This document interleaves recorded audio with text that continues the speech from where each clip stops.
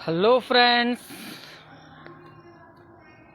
आज एक बहुत ही ज़बरदस्त क्वेश्चन लेकर मैं आपके साथ आया हूँ क्योंकि हम सभी पब्लिक स्पीकिंग के स्टूडेंट हैं और हम अपनी इस कला को निखारना चाहते हैं कि हम कैसे अच्छी तरह से अपनी बातों को सामने वाले तक रख सकते हैं।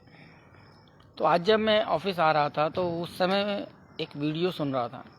उसमें बताया गया कि हमारी जो गैलेक्सी है और जो हमारे पास सबसे पास जो हमारी गैलेक्सी है उस गैलेक्सी के बीच में आने वाले अरबों साल बाद एक टकराव होगा और जिससे हमारी धरती समाप्त हो जाएगी।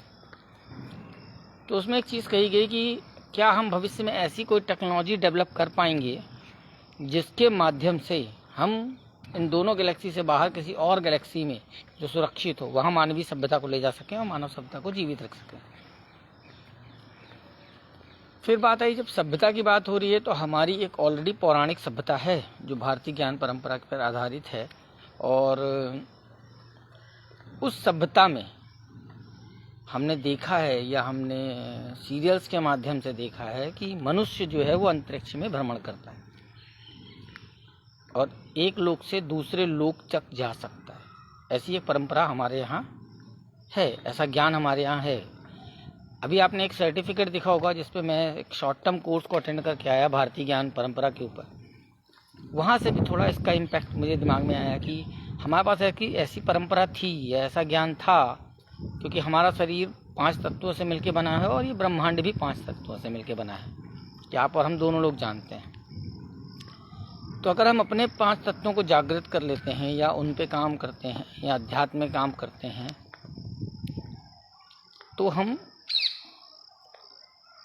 अंतरिक्ष में भ्रमण कर पाते हैं। और आज भी एस्ट्रोनॉट जो हैं आज की टेक्नोलॉजी के हिसाब से अंतरिक्ष में भ्रमण करते हैं। ठीक है, तो 2 अलग अलग टेक्नोलॉजी हैं, एक वो जो पौराणिक है और एक जो है वो आधुनिक है।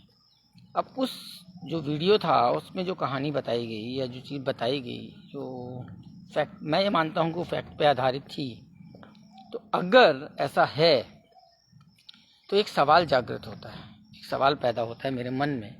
वो सवाल ये है कि क्या हमें पुरानी जो संस्कृति थी या पुराने जो तरीके थे अंतरिक्ष में भ्रमण करने के, उन तरीकों को जागृत करना चाहिए, उन पे काम करना चाहिए ताकि मानवीय सभ्यता को बचाया जा सके भविष्य में। नंबर 1। नंबर 2, या हमें आज की टेक्नोलॉजी आज के मेथड पे काम करना चाहिए ताकि हम लाखों अरबों साल बाद, आज आप कुछ करके जाएंगे, फिर कुछ और कोई करेगा, फिर कोई और कुछ उसको आगे ले जाएगा और भविष्य में जाकर हम ऐसा कर पाएंगे कि हम किसी तीसरी गैलेक्सी में जाकर मानवीय सभ्यता को बसा सकें।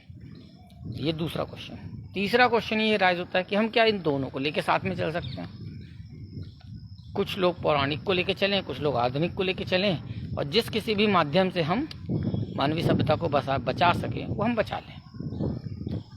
तो ये एक सवाल मेरे दिमाग में आया या एक क्वेश्चन मेरे माइंड में आया जिसको मैं आपके साथ साझा कर रहा हूँ और इस पर आप अपने विचार दीजिए, जिससे कहीं ना कहीं आपको कुछ सोचने का मौका मिलेगा और आप उस फील्ड पे और थोड़ा बहुत काम कर पाएंगे।